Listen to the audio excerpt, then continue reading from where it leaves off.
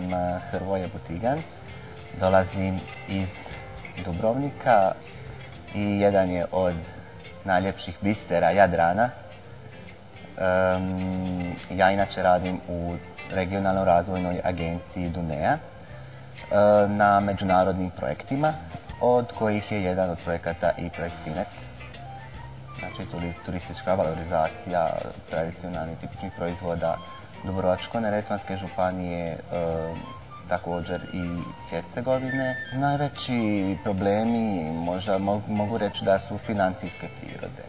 Iskorištavamo ove evropske fondove što više možemo, da možemo napraviti što više projekata i tako. Do sad još i nije postojala neka staza vina i okusa koja bi ujedinila naš teritorij. Poznati smo po crnome vinu, Plavac Mali, koji i naš na teritoriju koji se zove Pelješac, koji je jako poznat baš po vinu.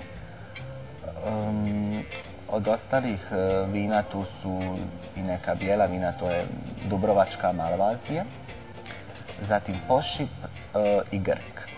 Zatim imamo dosta proizvođača maslinova ulja i najviše je to na području otoka Korčule.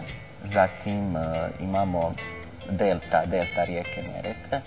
Dosta je poljoprivredno područje, tu je poznato po mandarinima i tu u stvari smo i vodeći u Hrvatskoj po proizvodnji mandarina.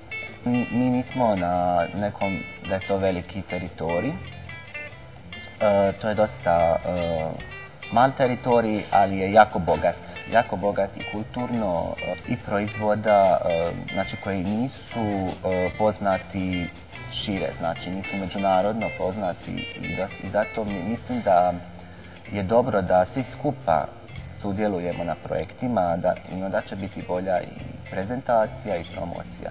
Naš teritorij, kao što znate, je sudjelovao u ratu koji je bio prije 20 godina. I zato je nama sad jako bitno da se to što prije zaboravi i da ljudi počnu normalnije živjeti i povezati, znači da ljudi žive u jednom mirnom okruženju. Također, i to je jako bitno da na ovom projektu su sve mlade osobe koje, ajmo reći, da je to jedna nova generacija razmišljanja unaprijed, znači razmišljanja u budućnost. Mi smo ostavili prošlost iza sebe i sad samo razmišljamo što bi bilo najbolje, znači, napraviti za naše područje i kako nastupati na svakom projektu i kako će to, u stvari kako možemo utjecati na našu budućnost.